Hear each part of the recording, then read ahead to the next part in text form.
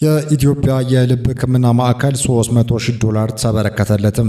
የተባበሩ አረብ ኤምሬት ቀይ ጨረቃም በኢትዮጵያ የሕክምና የልብ ሕክምናና ቀዶ ጥገና አገልግሎትም ለማስፋፋት የሚውል $300,000 የገንዘብ ድጋፍ ማድረጉንም የሀገሪቱ ዜና ወኪልም ዘገበም።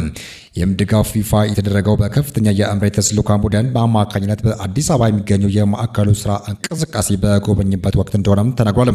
ድጋፉ ማዕከሉ ህጻናትን የማከም አቅሙን እንዲያጠናክር በሼክ ዘይድ ስም የሚካሄደው የበጎ አድራጎት ሩጫ ሰብአዊ ተልዕኮ ለማሳካትም ያለመ ነው ሲልም ተናግሯል። የማዕከሉ ዋና ስራ አስፈጻሚ አቶ ሻሂድ አሊ እንድሬስም ድጋፉን በአድናቆት የተቀበሉ ሲሆንም እጅግ አስፈላጊ ድጋፍ ነው ሲሉም ገልጾታል። የኢትዮጵያ የልብ ሕክምና ማዕከል እስካሁን 24,000 ታካሚዎችንም አገልግሎት እየሰጠ ቢሆንም አሁን በቀን እስከ 40 የሚደርሱ ታካሚዎችንም እያስተናገደ ይገኛል። ይህም አዲስ ድጋፍ ከኢትዮጵያም አልፎ ከጎረቤት ሀገራት ጭምር ለሚመጡና የሕክምና አገልግሎትን በመጠባበቅ ላይ ላሉ በርካታ ዜጎቹ ፈጣን ምላሽ ለመስጠት ትልቅ አቅም እንደሚፈጥርም ታምኖበታል።